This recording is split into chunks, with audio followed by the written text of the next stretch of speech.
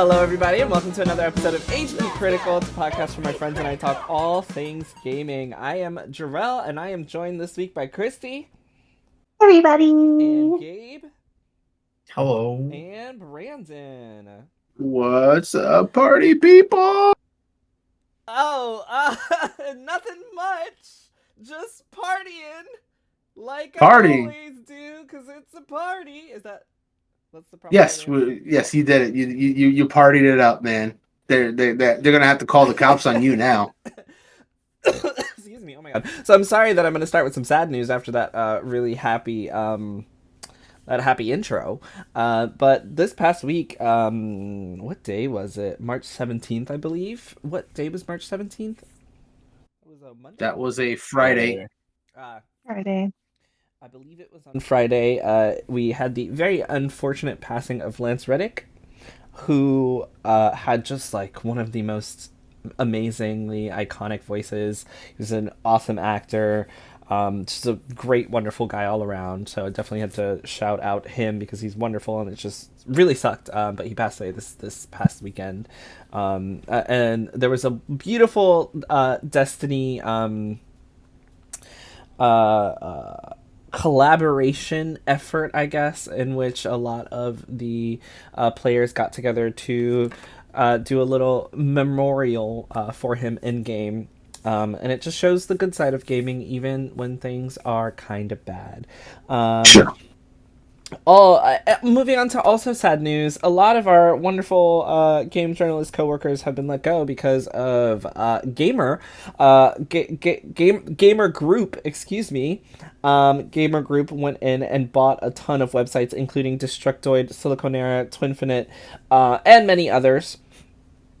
And basically they said that they had a plan that they were going to input, which was going to make these websites much more lucrative. And this plan, even though they bought up all these websites, they would be able to have a year-over-year growth, and it was going to make a difference. And now that they've done all their analytics and the year is over, their decision was to fire a ton of people almost without notice, which is the exact opposite of what they said they would do before they purchased all of these places. So, definitely, it was due to operational inefficiencies, according to their post, which says, since the start of 2022, we have more than tripled our full-time headcount from 55 to 171 people, with the majority in content and editorial. Whilst the decision we made to invest heavily into our team was one that was made with the greatest intention to grow our audience and content output, we unfortunately moved too broadly and without the right protective measures in place. The analysis I referenced above exposed the approximately 35% of the content we were producing was driving less than 10% of our web traffic. Whilst content will underperform regularly, we cannot maintain such a high level of inefficiency, 1 in 3 articles at present. Conclusively, this investment into new categories and simultaneously increasing the volume across existing ones didn't deliver the profitability to justify further investment, and we were late in measuring the effectiveness. So the biggest issue I have with this is literally just them being like, yeah, so you guys who are underperforming are the problem, so we let you go. Even though they were the reason that this happened, because they decided to go and buy all of these websites. Because, we're just in an era where big companies decide that they're just going to buy everything up and hope for the best, looking at Microsoft and PlayStation, who we're going to talk about a little bit later. Yes. So, we've got friends of HP Critical out there who no longer have jobs. So definitely, if you know anyone, show them some love. People that have been at their jobs for like 5-6 years, leads in their departments. It was really, really, really a rough situation. So for sure, definitely show love to people out there. And, it's another look at this industry and how difficult it can be. Did anyone want to say anything about that before I move on? Just that my heart goes out to all of them affected by this, and I really hope they land on their feet, because I definitely know a nice chunk of them were very, very hard workers that gave it everything they had and got let go through no fault of their own, and that just hurts me. That hurts me to hear. So I really hope they find something. Yeah. Twitch also laid off about 400 people. What else is new from Twitch? well, that was that was succinct. I'll move on. Mm. So, Xbox Game Pass, we got the new games coming soon. We're gonna have Dead Space 2. Is that 2? Dead Space 2? Not the remake, just Dead Space 2. Oh, okay. Regular Dead Space 2, evidently. There's 3 Dead Space games. Yeah, 3 and now the remake, so technically 4. But I yeah. think it's Dead Space 2, Civilization 7, Guilty Gear, Valheim, and Ni no Kuni 2. We also just passed the 3-year anniversary for Animal Crossing, which I definitely want to bring up because that was such a period where we were all just at home playing. I can't believe it was 3 years ago. So really quickly, I wanted to know if you guys had any good or bad memories from Animal Crossing. I feel like I know some of you already, but I'd love to hear either a good or bad memory from 3 years ago. 3 years. No, The like tarantula. They scare me. the tarantulas still. What? Okay, the tarantulas don't scare me as much anymore now that I learned how to deal with them. It's like if I'm walking around at night and I hear something, that's what scares me. But if I see one, like bless my friend Zach for teaching me how to catch tarantulas because I never knew how to do it before. And now I do, so that was good for the monies. Yeah, no, to answer your question about memories, I remember here on HB Critical, I did a series called Animal Crossing Through the Day, because I was home, so I could do this. I just did a series where each week I did a different 2-hour period of streams. So one day was one week was noon to 2, the next one 2 to 4, and I just kept going. So eventually, that did get into some weeks where I was getting up really early in the morning to do streams. But I'll never forget how when I did the 2 a.m. to 4 a.m. stream to Animal Crossing, that was somehow ended up being one of our most popular streams. There were some late owls out there who just wanted to watch some Animal Crossing content, and we ended up having a blast that night. It was actually great. But yeah, no, that I would say that's probably one of my biggest memories. And of course, we did a lot of events as well, like the Pride Parade, which was awesome, and we had our live podcast as well on that very same episodes. No, we in the absence of being able to go outside on the regular, we managed to use Animal Crossing to host a lot of really cool events, and I'll always remember it for that. Yes, that was so beautiful. That was so much better than what I was gonna say. I feel like I shouldn't say mine now. Yeah, so I'll say mine anyway. My favorite moment was just the fact that it came out on the same day as what is that game? Oh, Doom Eternal. There we go. Thank you. It came out on the same day with Doom Eternal. Oh, We had a bunch of memes from Doom guys. They were so wholesome. Yeah. I love seeing Doomslayer and Isabel become best friends. It was great. And then it was so strange. We had like people graduating from college and Animal Crossing. It was such a weird time 3 years ago. Like, what were we College doing? graduations, My to favorite parties, thing also- celebration, birthdays. Yeah. My favorite thing was also hearing the Animal Crossing medley mixed with Final Fantasy VII and Doom at the Game Awards, which I never That thought was I would ever see. wonderful. And Beautiful. One of the worst was when Gabe hated Animal Crossing for being A basic ass game? no, I was gonna say he hated Animal Crossing for being a contender for Game of the Year. Is what I was gonna say. Which also shouldn't have happened. But yeah, those are my Animal Crossing memories, and I'll go ahead and move on then, unless you guys got something else. Anybody? No? All right. So, as you guys know, the 3DS, Wii U, and 3DS eShops are closing. They might be closed already. I don't even know.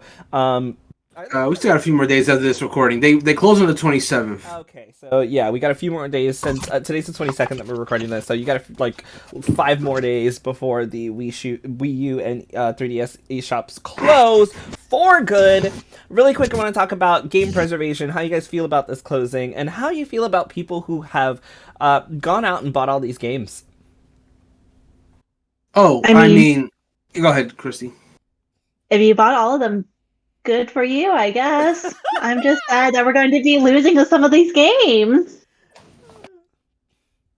I assume there's a specific story we're going to be talking about in relation to this very soon. But before we get into that, yeah, talking about, it's very sad that both the storefronts are going down because there are a lot of great games that, realistically, a lot of them are going to get ported, but because of the way Nintendo designs their systems, there are so many games that are like so specific to that platform, like 3DS games.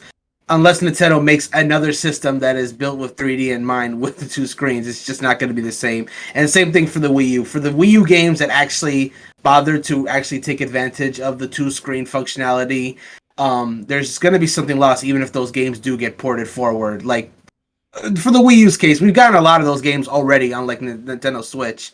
But of course, they had to adjust those games so they could work on the single screen as opposed to whatever the Wii U had on it. That's just an example. There's a lot of games that just will never come back, and some games that may find new life in different ways. So, but it's sad that we won't be able to experience it that way. But the fact is, like, I know we're like, it's because of these storefronts are going down that I think people are like really upset about it because wait, what? Jerel, are you okay? I'm so sorry. So yesterday, this is completely off topic. Yesterday, I lost my earring, and I literally just found it on the floor, like right now. And I was like, "Oh my god!" Sorry. Awesome. Well, yeah, no. Like people appreciate it when they know it's gone or going away. Like I have like I when I found out the eShops were closing, both eShops were closing, I did make a list of all the games that I wanted to get, but I did get a few, but for the most part, I didn't get every game on my list because one, that's very expensive, and two, I've just come to the conclusion that I'm at the point in my life where there's so many games to play and that are on my backlog. So you're that not like gonna play all these old ass games because you have so many new games to play in your backlog. What? That is not what I said, sir. That is 100% not what I said. What I was saying is like that with all the games that I have now, both new and old, that if a game is on a system that if I didn't buy it like on the system when it was originally out, then that means I must not have wanted it enough. So I'll just play all the games that I ultimately end up buying. So that's just kind of the way I'm looking. And if it does get ported forward with new life, then sure, maybe I'll give it a chance then. But for now, I boot up my Wii U maybe twice a year to play a Wii game that I really want to play, and then that's pretty much it. And 3DS I guess is similar as these days. Awesome. Like I don't mind playing old games or new games, but I would like to play it on the console, the newest console, if at all possible. That's all. Bless you for I'm just sad. turn on your Wii U in 2023. Listen, I gotta finish Pikmin at some point, and that's not on the Switch yet, so. Yep, it's necessary. Sorry, Kristie, go ahead. I'm just sad that we're going to be losing Fire Emblem Fates Revelation, the Revelation route. Yeah, if you didn't already get it, for sure. If it's not on your special edition cartridge, and you didn't buy it on the eShop, it'll be lost to the ether. The great ether. Pikmin 4, right, Brandon? Eventually, definitely not at launch. You want to finish 3 before you play 4? But yeah, I do. Fair. Gabe, did you have anything to say about this? I think we're finally getting to the point where game companies are actually going to have to look at. That was a word.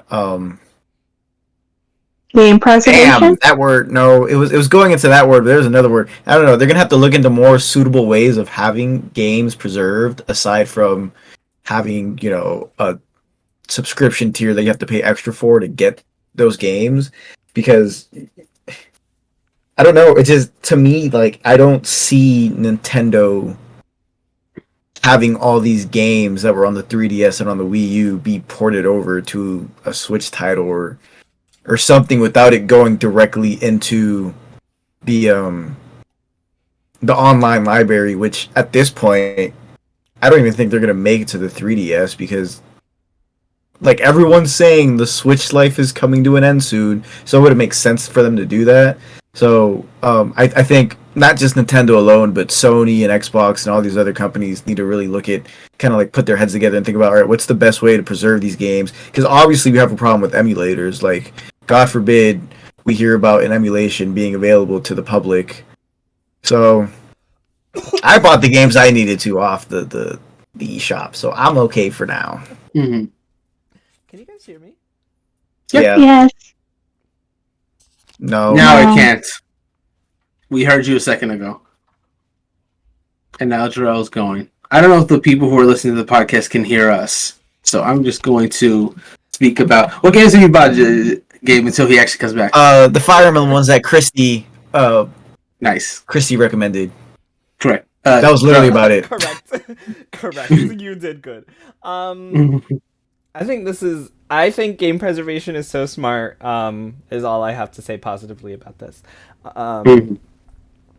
I personally don't play old games, so this didn't really affect me much. Oh, loser! He's a boomer. Sorry. Oh my god! Isn't that the opposite of a boomer? What? No, he's a boomer because he doesn't know how to get the old games onto the newer It's systems. not that. Oh, No, man. What? I probably don't. But I'm always looking to the future, and I have a backlog that's ridiculous, and I am so into what games are becoming, although I do appreciate the stories of older games. However, I thought this is, like, I understand. I think people are going a little crazy over this, and I think they're doing it for the right reasons. I want to say I think they're doing it for the right reasons, because game preservation is so important. However, Gerard, the completionist, went and bought every fucking game, and I just think that that's just ridiculous. Like, that is... So, but it's his money, so he can do what he wants with it, yeah? I want to ask a question. Has anyone actually watched the video where he did this?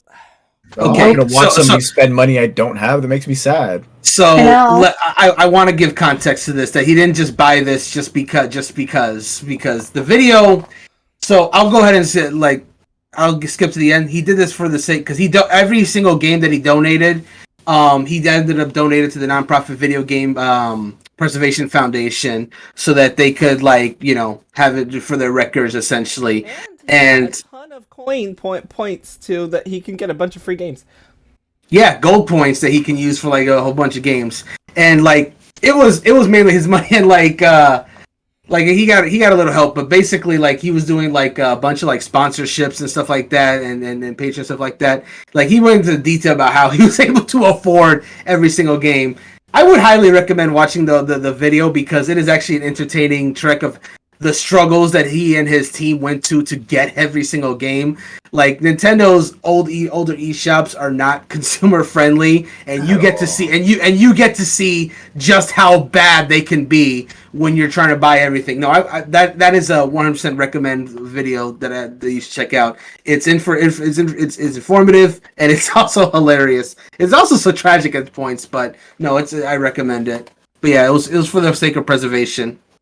Yeah, so I said game preservation is important. That doesn't change anything that I was about to say, which is I think spending $20,000 on old games is a little bit ridiculous, although I think for him it makes sense because that's a part of his job. I still think that's ridiculous. I don't think anyone should spend $20,000 on old video games.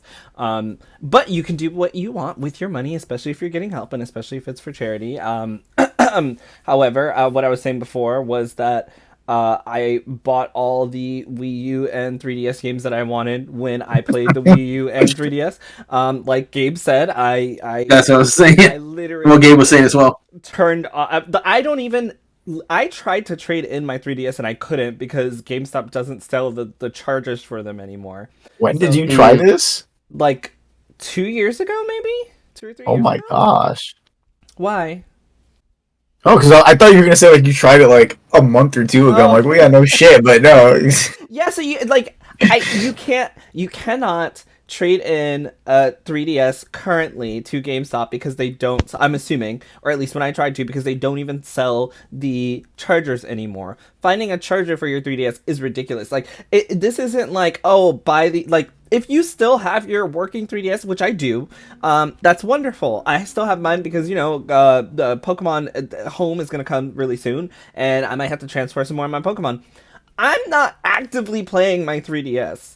And I don't know how many people are. Bless you if you are. That's really cool. Brandon's still playing his Wii U in 2023 so he can finish Pikmin. Gabe's still playing his 3DS so he can play Fire Emblem. But the Zelda games. Oh, yeah.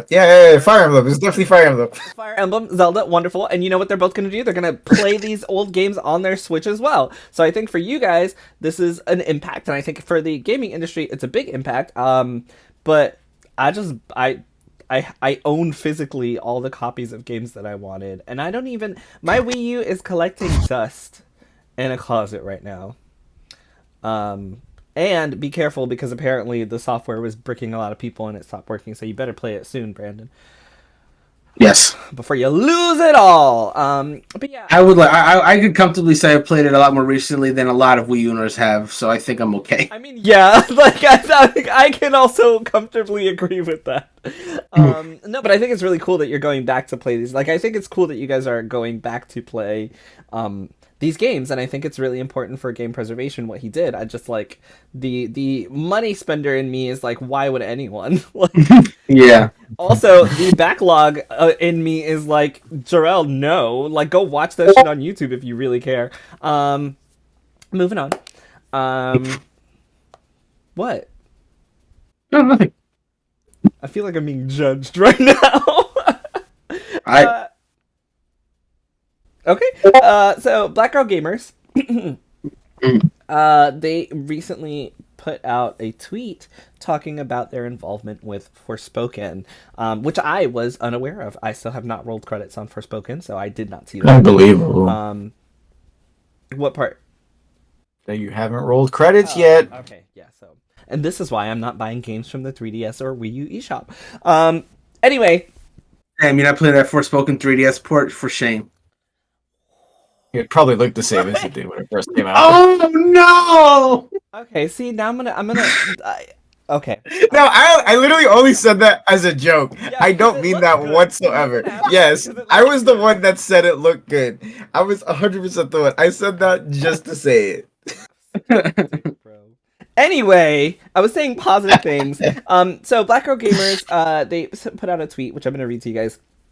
Their Forspoken statement says, "We are pleased to announce that Black Girls Gamers was hired as a paid consultant on Forspoken, which included having the opportunity to play a pre-release build of the game and provide feedback on the overall experience, from the gameplay experience to the portrayal of Frey as a female protagonist of Black descent. As with any consultation project, and due to the timing of our consultation being initiated during the latter stages of the game's development, not all of the suggestions we shared pertaining to colorism and texturism were implemented in the final game. Due to the nature of our contract, we cannot disclose specific suggestions. However, we were pleased to see that some of our input was reflected in the final version of the game. As a trusted voice in gaming, diversity, and inclusivity, we were brought in. We had an opportunity to weigh in on the game, especially given that this is one of the first games to feature a fantasy female protagonist of Black descent. The importance was key to us and our community, and this was communicated during our consultation. With that said, our consultant really enjoyed the gameplay. It is an entertaining experience for those who love open-world, fast-paced parkour combat with fantasy magic. Forspoken centers itself on the representation of women of all different experiences, and due to that, the game was unfairly received extreme and unjust criticism about its quality. Forspoken has the potential to be a great franchise, and we hope to see a continuing trend of more representation in fantasy games. However, for the fantasy genre in general, there needs to be greater awareness and proactivity about the importance of hiring a team that consists of Black writers, developers, and consultants. Additionally, paying those individuals and content creators their worth. It's important for organizations to partner with authentic voices in the Black community when promoting all games. The services that we provide can help organizations connect with underrepresented and diverse audiences to garner genuine reactions around activations, and also help to ensure that the organization is up to standard when it comes to fair and equal pay." I know that was a lot, but I wanted to read the whole thing because I have seen lots of complaints about people specifically saying that, aside from gameplay, I've seen a lot of comments about Frey as a character, and Gabe and I were talking about the reviews that came out, and the only review that was positive about Frey as a character happened to be from a Black woman. Black Girl Gamers were consultants on this game, paid consultants on this game. Of course, like they mentioned, not everything they had to offer was, or suggested, was implemented, which of course, obviously, especially because they were added at a later stage. But they also mentioned some of the issues, which was advertising and paying content creators, because there were some Black content creators that were like, yo, Square Enix is not offering me what I'm worth to help promote this game, and I'm being compensated unfairly. And of course, that stuff happens. But I think there's just a better conversation behind Forspoken and everything that these tweets say, because they didn't come out and say this before the game came out, and so a lot of people who just don't understand like specific aspects of culture or what people are looking for in a game. I'm not a woman. I can't tell you whether Frey is going to be a good portrayal for women. But these black girl gamers who are black women, they did have a say in the final product, and they were happy with what they were able to experience. And I think that says so much about how Forspoken was treated during its review cycle. And that's all I'm going to say on that. Anyone else can say anything else before I move on. I enjoy the fact that they were very upfront about saying, like, hey, some of the things that we suggested didn't make it in because of at what point of the cycle of the game we made it into, instead of kind of like leaving that out and then having everybody be like, oh, Square Enix isn't paying attention to what people have to say about, certain cultures and whatnot. So I think that was pretty cool of them. It was really not cool of them. Very professional of them to do. And even though Jerel and I obviously love the game. We love Frey. I still think that people would have still said very negative things about Frey as a character. Even if this had came out before the game, Yeah. and I think we all know why. But yeah, I mean, it was really again professional of them to come up and say like, hey, Square Enix actually did something right for this game. That's for this game. My gosh, Square Enix, did something right on the structuring of this game, and we were involved. We looked at it.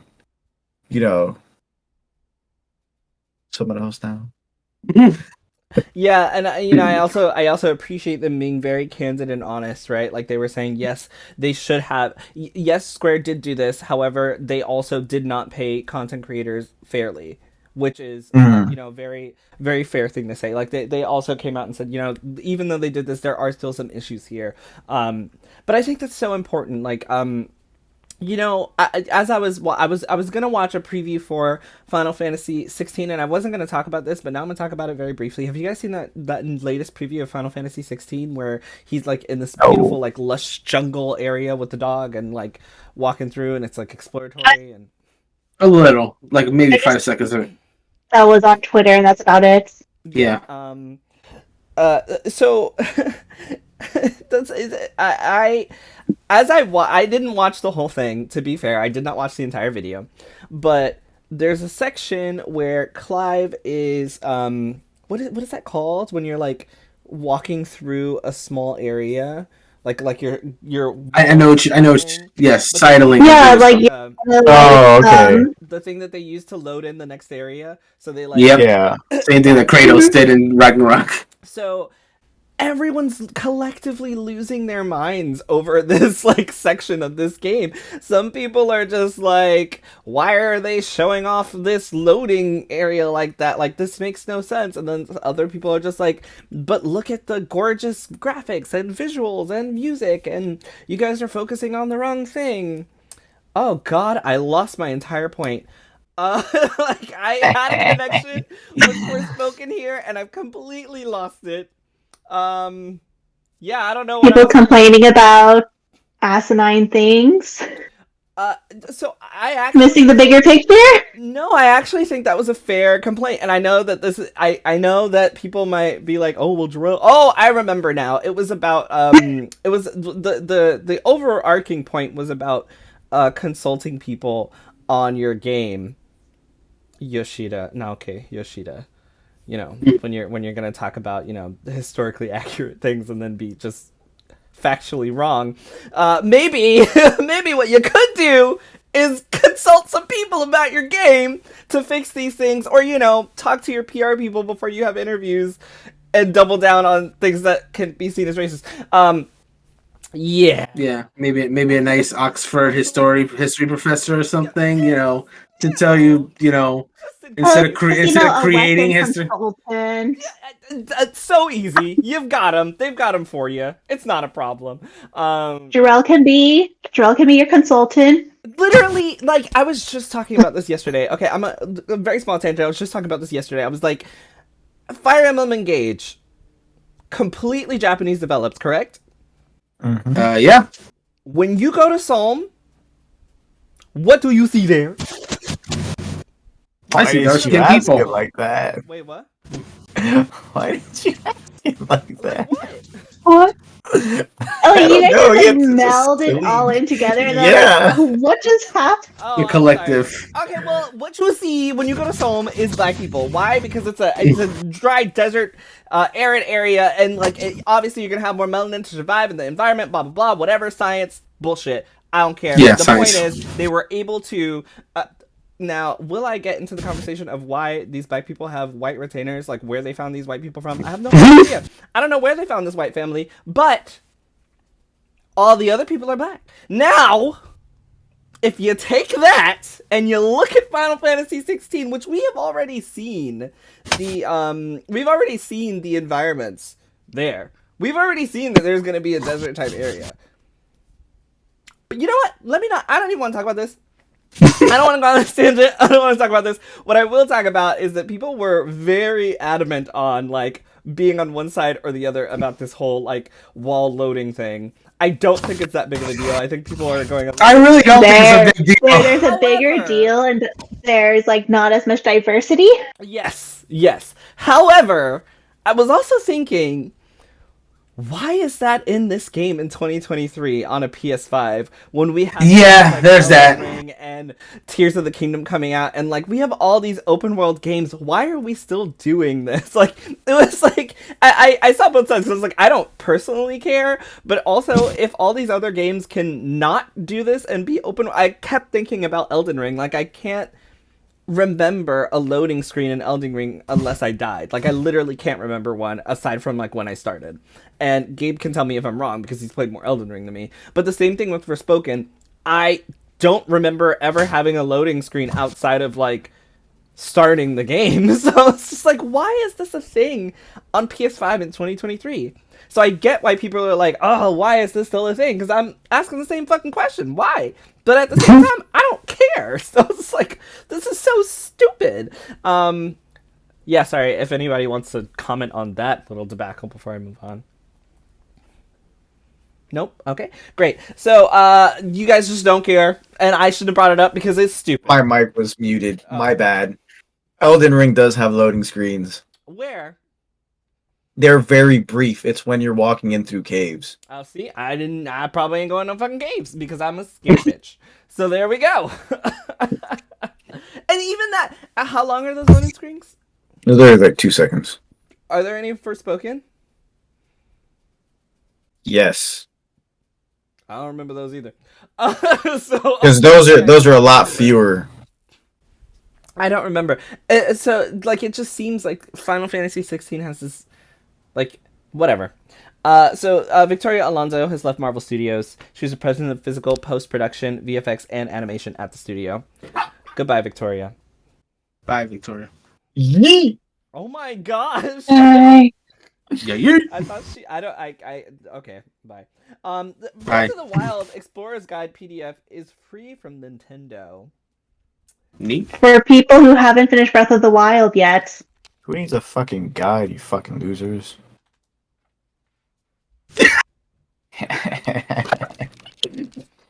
Trying could not have been more perfect.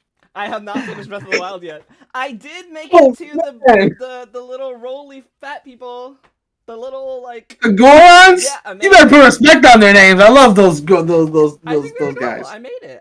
Mind you, Jerel's been at that part for like the past 3 weeks. Yeah, Me he said and that- Jerel and I thought that Jerel and I, we were going to be planning to finish Breath of the Wild at the same time, except I blazed past him. Oh my god!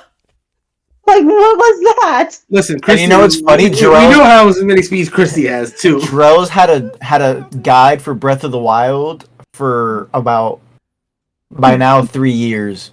I have not had a Yes. Yes, you have. You're looking at him. You're looking at two of them, maybe. There is a whole YouTube series that shows you everything essential you Yeah, need. you know what? For the game. When you asked about the fire getting something fireproof, I really just wanted to link you to the should video, have linked but I it was to the I was video. in the middle of doing something at work. Okay, well you should. I actually used link it to Gabe's video for the Master Sword. Thank you, Kristie. You know what? I'm going to add the link to your videos in this podcast notes. So God no, anyone they're like so me- embarrassing. Anyone like me who needs help with Breath of the Wild, you can watch Gabe's series on it, because I apparently didn't get the link, so I gotta go do it myself. Real friends. I'm pretty sure Gabe Almost gave you the it's link. almost like you're supposed to be helping me out get interactions on my videos. I will. And you know what, Gabe? I asked a question about Breath of the Wild, and you didn't answer. Which one? I don't remember, but Brandon answered, so thank you, Brandon. And that's when I was You're like, welcome. well, fuck him too. So they don't answer Okay, my well, questions. Anyway, You like to ask questions though when I'm at work. that's That's my not- fault. That is Yes, my it fault. what? First of all, why do you work? Because I need sounds like a money. personal Because problem. we're in a crippling Okay, economy. well, all of this sounds like a personal problem, but you know what you don't need money for? I'm gonna remember that. You just need to slash the grass. Wait, that's not a Breath of the Wild. Damn it. Do you know what you don't need money for? The What don't we need money for? Explorer's Guide PDF, which is free for We don't. Nintendo, which is really cool. It was really cool of them to do, because apparently they want you to be ready for Technically, Tears of the you need money because you need Wi-Fi, and Wi-Fi is not free. No, you can totally go to the library. Mhm. Download That's it for gas. PDF. You can walk. Not if you on walk. the bus. Bro, who walks The anymore? library? Okay, I do. Look, I literally posted I literally posted a Pikmin Bloom thing on my Twitter that I've walked 5 million steps. Don't Let's go. lie to us. You put it on your pet and let your pet walk around. I don't have a pet. You don't have a pet? No. No. Why did I think you had a pet? Why you thought I Oh had my a pet? gosh. All right. So anyway, Life by You. Did anyone watch the announcement trailer for Life by You? I don't know what this is. Yeah, neither do I. I did not watch it. I'm sorry, I haven't had time. It's like 2 minutes. It's fine. And it's not. Life goes by you No, fast. It is basically The Sims' new competitor, and I wanted to talk about it, but then I remembered I'm the only person here who fucking plays The Sims, so I'm gonna go ahead and move on. I thought. I can watch it now. was- Let me go watch it now, actually. Okay, there's nothing to talk about. It's fine. So Mirror's Edge, Battlefield 1943, and Bad Company 1 and 2 are going to be delisted on April 28th, since this whole Trash. is all about games that are going away, apparently. So rather, EA said they don't plan to. Well, so first they said they were going to delist all of them, and then they went back and said that they don't plan on delisting Mirror's Edge specifically. And there were some tweets, which I'll read one from Del Walker at the Cartel Del, that says EA's announcement of Mirror's Edge removal from digital stores is crazy because the game's only online component. 15 years is a long time. I'm gonna be just completely honest with you as far as this whole announcement was. Obviously, no one, delisting games Sorry, when you hit. real quick. Yeah. To further clarify my point, the games are not. You can still play the games offline and their single player campaign. Like, it's not like you can't play the games anymore. Gotcha. Okay. Wait.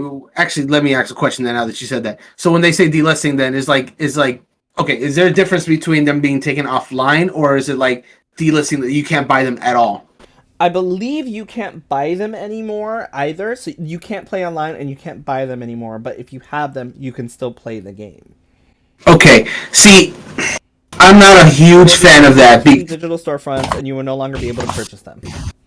See, yeah, like I'm not if you still have the bit person, that's fine and dandy, but I'm not a huge fan of the delisting thing if the issue is just keeping the servers online, because I don't think it's as big a deal to just take the servers offline, because there are people who care about like the campaigns of those games, for example, that would just want to like play that in that regard. And Mirror's Edge, that was particularly egregious because, like you mentioned, the only online component to that was the leaderboards, and it's otherwise a single player game. So, I mean, they're walking back the Mirror's Edge thing, but I still think, like, I know there's not gonna be 15 years later, a lot of people are not gonna care. I'm just like. That's just the bottom line. But still, like when you hear like the game's gonna delist as opposed to just like the online component getting taken off, that's a harder pill to swallow, I think. Yeah, I agree. I don't think you should delist games, but I'm also just like, if anybody really wants to play these, you have until like the end of next month to buy it if you really want. Yeah. So if you really want to experience those campaigns, I guess do it now. And I hate to sound cynical because I still do believe in game preservation, but I'm just also like, I don't know. I feel like sometimes we're fighting the wrong battles here. I don't think, like, I don't know the statistics of people playing Battlefield 1943 or Bad Company 1 and 2 15 years later. So this is just me being very ignorant with the comments that I'm about to say because I really don't know. But I don't see that big of a problem with shutting down servers for a 15-year-old game, and I don't think you should, not sell video games after like they've been produced. I feel like obviously delisting them is bad, but I also am not like, oh no, EA, I was really gonna buy this next year. Fuck, what am I gonna do now? Sorry. Yeah. Well, honestly, like I'm glad at least that. I'm never going to be like a huge fan of delisting thing altogether, but at least if you're giving people notice, then they could at least get the game. Or we just talked about the story of Gerard buying every single Wii U and 3DS game. Well, now it's available for archive purposes and the preservation status because they exist in some form somewhere where it can be played. And they're giving a nice 2-month notice before people who really want to buy these games can do so. My point is, if notice is given, there's a way for people to play that. The longer you wait, the harder it will be, but there's a way, right? What I'm not a fan of is when a game just like, when they don't give notice, basically. Like, a game just like quietly gets delisted, gives nobody the opportunity to like really like do it. Like, that's where I get like upset. Like, you see those news report every now and then. It was like, this game has been quietly delisted. That's not cool. Yeah. Don't do that. Let people know so they can buy their game. Literally still go buy Battlefield on Amazon right now. And probably in GameStop. Like, you will be okay if you want to buy this game. Also, Nintendo gave y'all how long? Like, months. Nintendo gave you like over a year, so that's... Nintendo gave you over a year. I don't feel like that's the same thing, because like that's an entire storefront that's going away instead of like 3 to 5 games. But Nintendo said, fuck y'all got a year. More than a year. Buy what you want now. So anybody who's mad, you should... Well, you should have bought them when they came out, if you cared that much.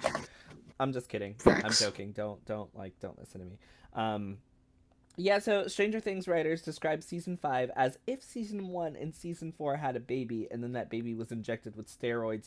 That's from an interview from Discussing Films, at Discussing Films, talking about obviously season 5 of Stranger Things. Why did I bring this up? Because I thought that was the weirdest fucking way to describe a season, and it kind of creeped me out. And I kept thinking like, that's weird. Why? Like, who decided that is like? I just keep thinking, oh my god, these children are like being injected with steroids and forced to have babies. Like, what is happening? They're child actors. Anyway, so I posted that. What do you guys feel about that quote? It's a really weird quote. Why do you know what a baby injected with steroids is like? That's a good question. I don't want to know. A Family Guy has probably answered that though, but I wouldn't know. Probably. I haven't seen that. Like, I've seen some Family Guy, just not there. But there has to be. Let's be real. There has to be an episode where they've done that. I mean, probably, but I don't think an episode of a cartoon is accurate. The same as an actual baby getting steroids. Actual baby with steroids would be. Sure. Because I guarantee you, the baby that was injected with steroids in Family Guy was Stewie, and Stewie's already not a normal baby.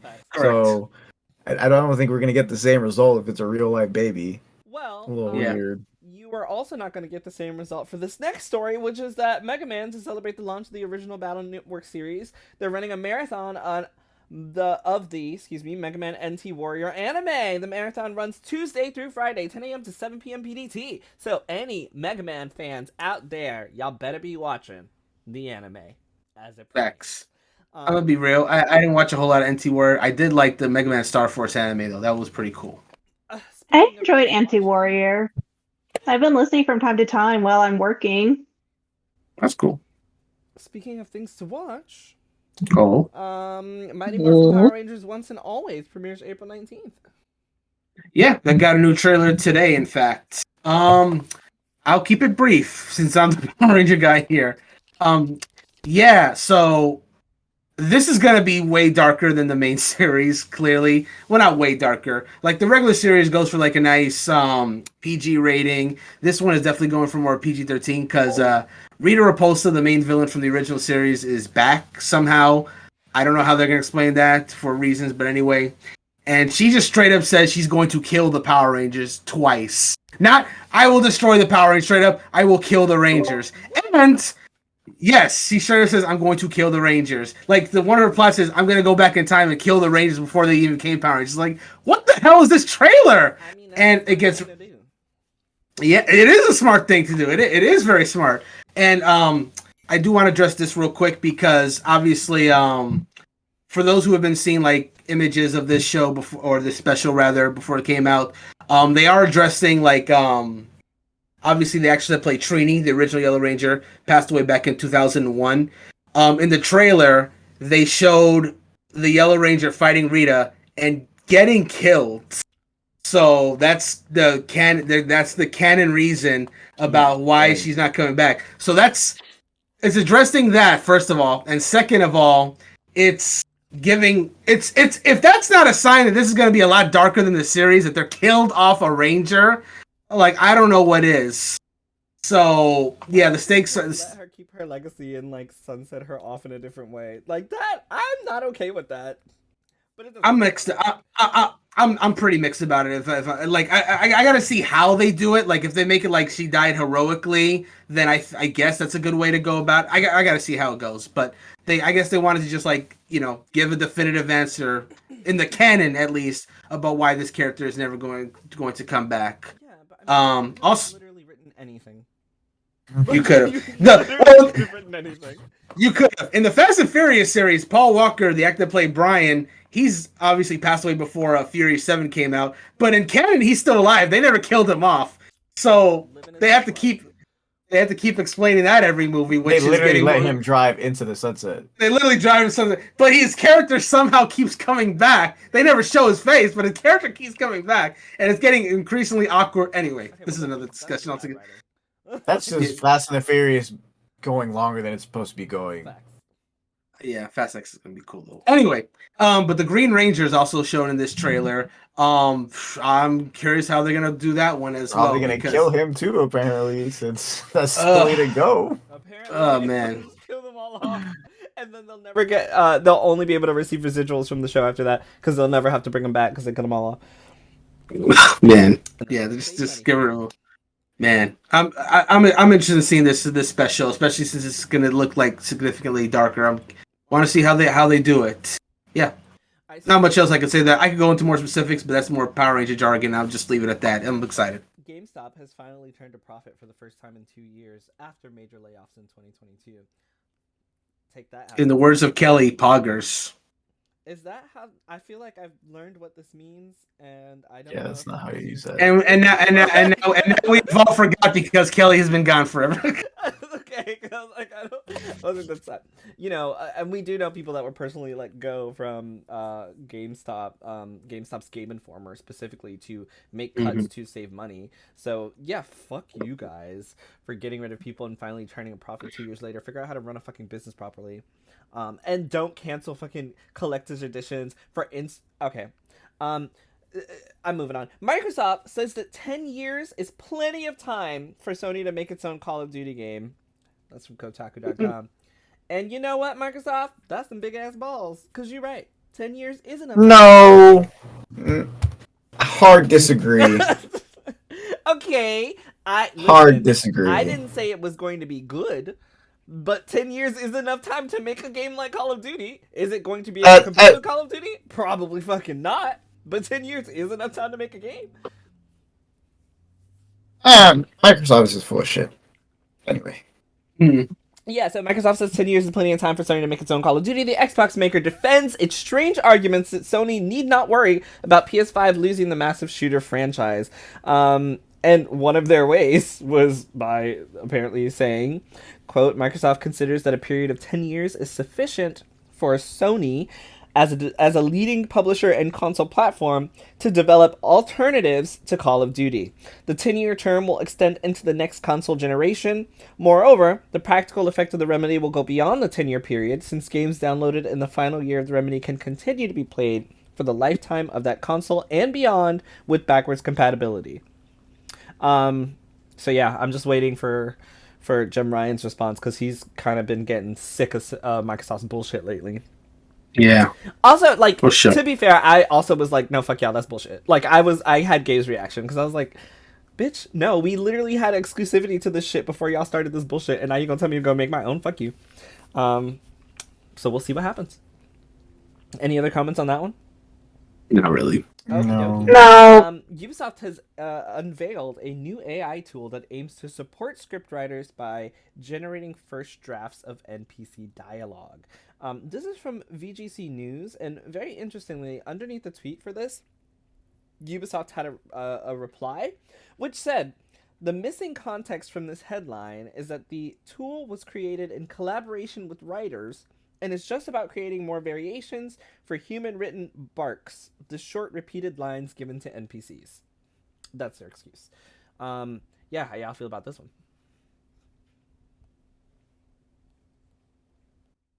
Was it Well, I would, you know, I could answer. Or was it just created without them knowing? Yeah, I could answer, but I'll just create an AI robot to respond for me. You know, there is no world in which an AI ghostwriter, and like, don't get me wrong, writing bark repeated NPC dialogue can be really tedious. Mm-hmm. But that's someone's job. Like, and I saw some comments where someone made a very decent point, which is like, that is like a junior going into the field, learning how to do this. Like, that's a job that you assign to them, and you help them develop those skills for video game writing that you're now giving away to an AI. But I'll leave that at that. Okay, so should we end this on Arcane, or should we end this on Fire Emblem Engage DLC? I think we should end it on Arcane. So let's talk about Fire Emblem Engage DLC. They have finally released the release date for the final DLC for Fire Emblem Engage, which is April 4th? April 8th? April 4th. April 4th. So apparently it's April 4th or April 5th. We don't know yet. One of those 2 days, because they basically, I think in the YouTube description it says like April 4th, and then on the YouTube video it says April 5th. I guess we'll find out. That's what happens when you hire an AI. I mean, that's what happens when you don't hire an AI. You get some fun little interactions. Who knows? It's a toss-up. Poor intern Coon. Poor intern. That's more interesting. Leaked out, Fire Emblem hero stuff, and now this date, poor intern. So what I wanted to talk about this specifically was that I remember that Gabe and I had a conversation about not being happy with the DLC releasing on the same day, and then we got a battle pass with 4 different waves, and this game came out in February, and 2 months later, everything in this game, including all of the DLC, is going to be out for people to play. And that just begs the question, how much of this was already ready to be released, and just held back and separated, and like, how okay is this as a practice, do you guys feel? Kristie, you had a specific insight on this, right, before I say something? There's been some discussion within the fan base that the game was already ready by 2021, and so because Nintendo saw how well Three Houses was doing, they wanted to push Three Houses and then pushed out Three Hopes. And so they held back. And the talk amongst the fan base is that they held back Engage. So I wouldn't be surprised that they've already been working on the DLC in the interim. Because I think, how long is it taking the Xenoblade Chronicles 3 DLC? They're still waiting on Wave 4, right? Yeah, Wave 3, I believe, is already out. So Wave 4 is the one that they're waiting on. So that tells me that they legitimately were working on that DLC late in development / after the game was already finished, right? Where this is clearly not this. Where, to Kristie's point, this is clearly not the same case. Where I 100% believe that. Honestly, I can't say the specifics of the exact year, but no, this game must have been done for a while, and they have been sitting on it for a while. because, like I said, this DLC is coming out so soon after the game's off. Like, I fully believe, like, obviously we had the discussion about that we're not really the biggest fans of the fact that the wave 1 of the DLC was out the same day as the game. We didn't really care for that. I believe that may not have always been the plan. I feel like maybe they did plan to like space these out like maybe a month or two afterwards, but again, clearly this game has been done, so they're just trying to get all the DLC out so they can get to their next Fire Emblem project already. Clearly, they heard how angry Jerel was about potentially playing the game again in December. I was like, nope, we're not having that fan. Yeah, so I'm not. So to be clear, I want to be 100% clear. Yeah, you are muted, or we can't hear you rather. And I want to be 100% clear that I'm not necessarily defending this this practice of the DLC coming out / the day 1 / so soon afterwards. I mean, I'm personally benefiting from it because it means I get to use all this stuff in my actual playthrough. So I like it, but I'm not necessarily defending it. I'm just saying, to what Kristie's point and to what I'm saying, that's probably why this is happening. This has just been sitting on the shelf until it was ready to come out. Okay, everyone. Sorry, we had a little issue on my end, but we're back to finish out the podcast. We were talking about Fire Emblem Engage DLC. I believe, Brandon, you were speaking on, or you were just finished speaking on it, correct? Yeah, I'm done. I said everything I need to. That Fire Emblem DLC coming out real quick. Anybody else? Yeah, I think it was a load of shit. I don't care what anybody says. The fact that they have the game finishing before 6 months of its life cycle, and you had people pay for day 1 DLC is full of shit. Like, and to put on over top a year? of that, to put what? The game's been finished for over a year. Is a speculation amongst the fan base. No, I don't care about that. I mean, if that's the case, that's fine. But the fact that the DLCs are being finished before it's been out for 6 months, Just and on top of that, having and then having a day 1 DLC, which, mind you, the DLCs that have come out have all been, if I'm not mistaken, paralogue and character DLCs, right? That's literally it. Yeah, the ones that have come out so far, all paralogs that get you new characters. So essentially. that entails one Essentially, battle, new emblems to help. Yeah. one That's battle and those one should new have emblem. been those one battle and one new emblem. Yes. Those should have been free DLCs. This last one should have been the paid DLC. Disgusting. Nah, I'm not gonna say disgusting, but one battle just and one emblem per no, let me correct the way that I explained that. The first wave of DLC was one battle, which was Tiki One and the battle. emblem, and then one emblem, separate emblem, so 2 emblems but one battle. The second one was two battles, 3 2 emblems. 3 in the Yes, second 3 in the second wave. 2 in the third. That's right. So I apologize. Oh, So wait, it's a okay, total so of 2, 6 emblems and 5 battles. 6 emblems and 5 battles Yes. Yeah. 5 over maps, 3 6 emblems DLCs. Over 3 DLC. I still disagree with that. No, wait. It's 6 battles, 7 emblems. Especially, you can keep upping the number of battles and emblems. I'm gonna keep saying the same thing. Especially because I don't know, like, I think what's really bothering me is this is the day 1 DLC. I think that's really what's grinding my gears right now. Especially since it was paid. That should have been a free update or some shit, a day 1 update that went along with the game. If the game has been done over a year and that's why they're doing this, still kind of crap. And I think that's all I'm gonna say on it. Mm-hmm. Weirdly enough, I feel like I would have felt better paying like $70 for this game and just having all of that included instead of paying for $100 for them to hold off on content that is clearly already done. However, to quickly mention, the game already being finished. Yeah, that happens a lot. Yeah, I wouldn't be surprised. Like, I would not be surprised at all if the game was finished and they were holding on to it. I also think that this DLC release schedule may just be a factor of what Nintendo has planned for the rest of the year, and they may not want Fire Emblem DLC to get in the way or compete with Pokemon DLC or any other of their exclusive titles that Nintendo might be working on or that they have coming out. Because my first thought was, I'm gonna be playing Pokemon, and Pokemon DLC and Fire Emblem DLC around the same time in 2 different sections of the year. But they were like, nah, bitch, take it all in the first 3 months after the game is out.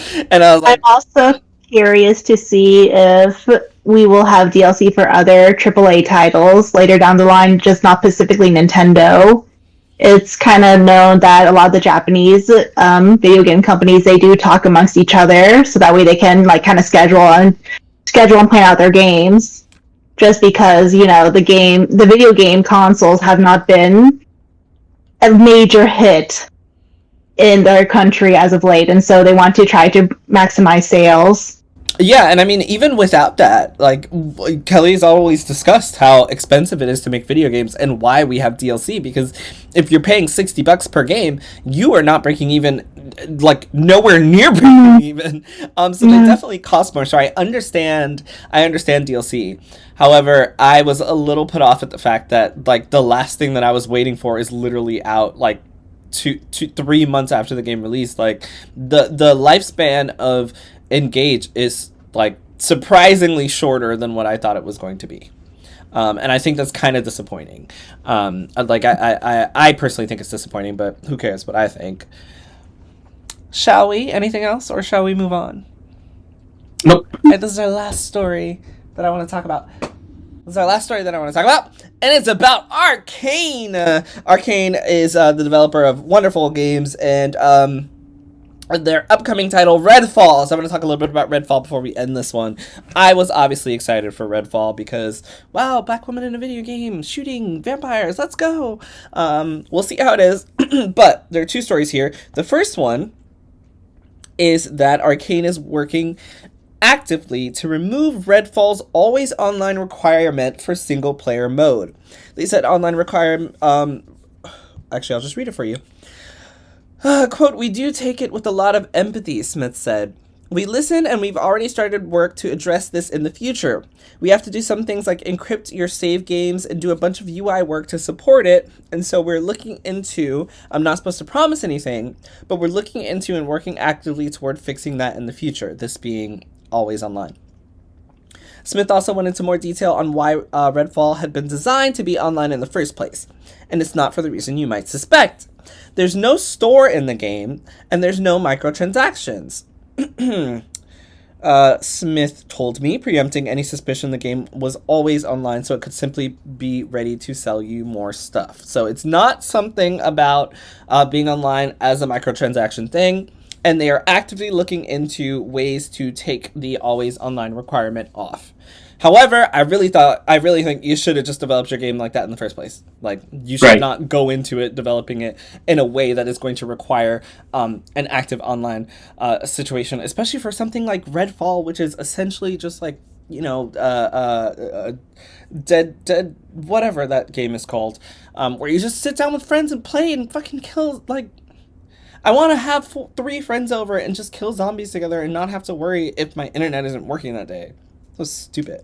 So that was the first thing. So if you guys have anything to say about that, hold on to it. The second one is that a PS5 version of Redfall was in development, then canceled. This was confirmed by Arcane director Harvey Smith.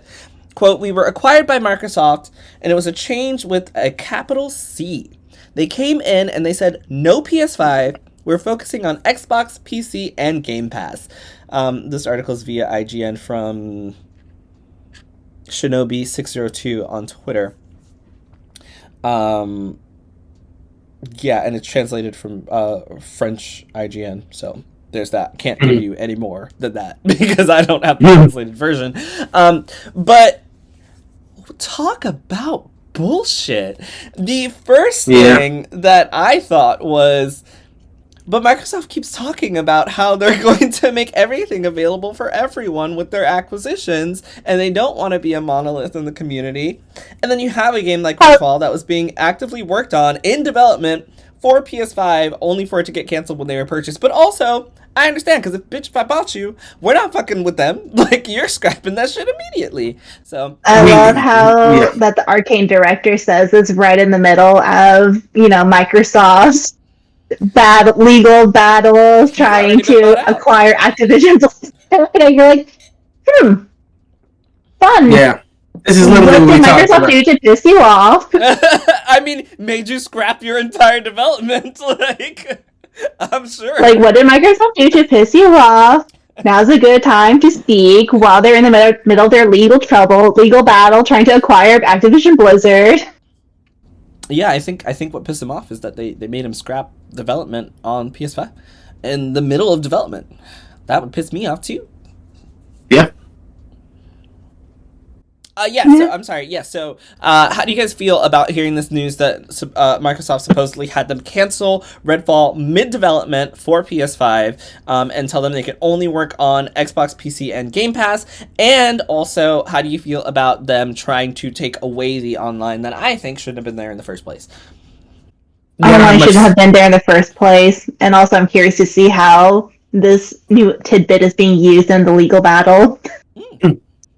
Yeah, to the latter point, yeah, it should not have been forced online in the first place. And to your first point, I mean, we talked about this like months ago on the podcast, how Microsoft will say, you know, nothing's really going to change, but I think I'm one of the ones who said, you spend all this money on these platforms, you're not going to keep these multi-platform if you can help it. Yeah. So this is just the fruit of that, honestly. Like, I knew this stories like this would eventually come up. And here we go. Here's our first major one that we've uncovered of a game that was in active development for PlayStation 5 and succinctly canceled following the merge. Or, not merge, but yeah, the purchasing of the studios. In the middle of the development. Like, if it's already being developed in the middle, just bought y'all, like, fuck it, just do it. Like, because you're going to make more money for us anyway. Which tells me that Deathloop was done. Otherwise, Microsoft would have been like, cancel that shit. Yes. Well, that was before, though, right? It doesn't matter. I thought that they announced that there was a PlayStation version of Deathloop coming. Before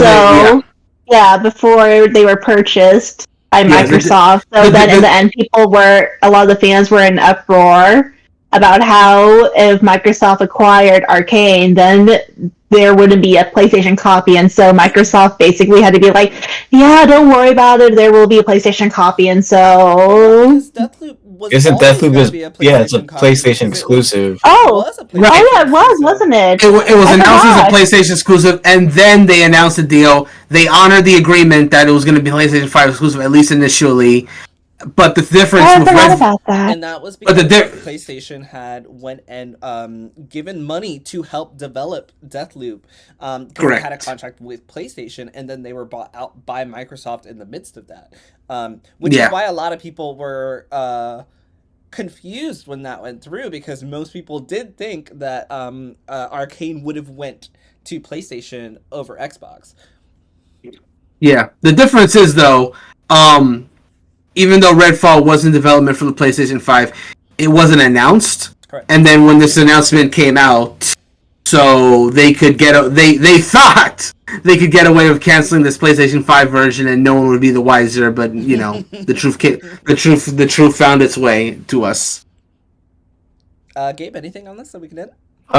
Yeah, the online thing, like you guys have been saying, shouldn't have been. I understand. I don't understand. Well, no, I see what point they were trying to make about using the online to collect how people play the game. But yeah, like you guys said, that shouldn't have been. Yeah, shouldn't have been online. I mean, it should have been like an optional online thing. Like, whatever. And then to keep going, Phil Spencer is the biggest sack of lying shit I've ever seen in business clothes, because I've said this over and over again. Every time we talk about Microsoft, one of the very first things this man said when he acquired Bethesda and when he was on his way to acquiring Activision Blizzard was games should be for everyone. He did say that. They should be played by everyone.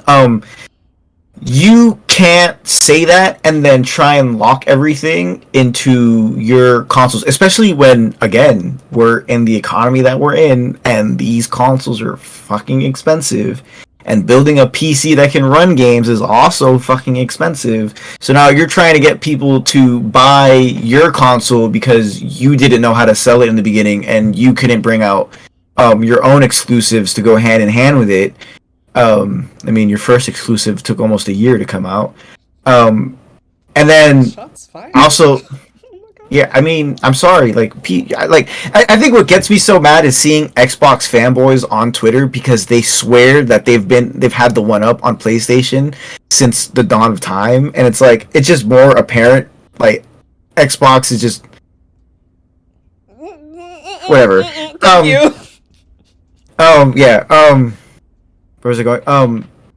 Yeah, and I also think like it would annoy me if I'm working on a game and I'm working on it to be, very multi-platform, and it's like, yeah, all that work you were doing on that, just let it go, just cut it out, throw it in the garbage can. That pissed me off. But yeah, Phil Spencer, full of shit. It's very interesting because you're right. He did say all of that in the beginning, but also you don't buy all these studios and not make money from them. And Right. That's I agree with that, but at the same time, it's you're gonna make the money regardless. To me personally, I feel like you'd make more money having your games go out on all these platforms because people are gonna buy it. Like, do you know?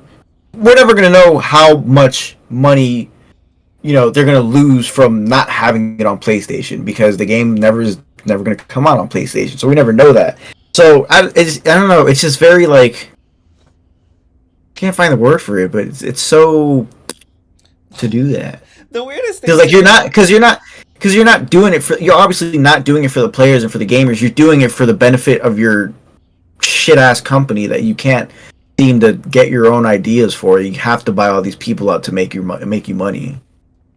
the weirdest thing to me about all of this is just that there's no okay, well, so Square Enix, for example, right? They with Final Fantasy 16, Yoshida was very upfront with like, hey, they're giving us this money, they're helping us develop this, they're giving us things that we don't have, and that's why we're going to be exclusive for X amount of time, and then we're going to come elsewhere. And I think that's how it should be. That's how it was. That's what worked. That's why we get exclusives, because these companies are, going to pay extra money, but then those exclusive eventually do almost all the time, unless it's PlayStation, come elsewhere. And now we're in a situation where a company like Arcane, and I think that obviously this is obviously me talking out of ignorance again because I don't know, but we have talked about how Game Pass is not making money. We've talked about how the Xbox is not making money. We've talked about how they're kind of hemorrhaging money with the Xbox because they owe money every time they sell a unit. They're losing $250 with every unit sold still. And we know that Game Pass is not profitable. So their business plan doesn't seem to be working, because how many people are going to get their hands on Arcane's Redfall as an Xbox exclusive that they're already they're not paying extra money for, right? Because you most likely you already have Game Pass and you're going to get this game for free. So you're not going to have to pay $70 for this game, free being your $15 a month subscription or whatever. But even those subscriptions are not covering enough money to make money for them. Wolong Fallen Dynasty, I played it on Game Pass because I happen to have Game Pass, and I kept thinking how many people bought this game? I don't know. I would have to look it up. But with Redfall being exclusive, it's if I were Arcane and you made me make this game an exclusive, I would hope that the amount of money that you bought me out for, that you're paying for this, is going to cover everything, because I would just keep thinking, imagine if I had this also on PlayStation. Imagine how much more units I could have sold if it wasn't just stuck on. I personally just sometimes see Game Pass day one releases as just that. I don't even think of them as real games.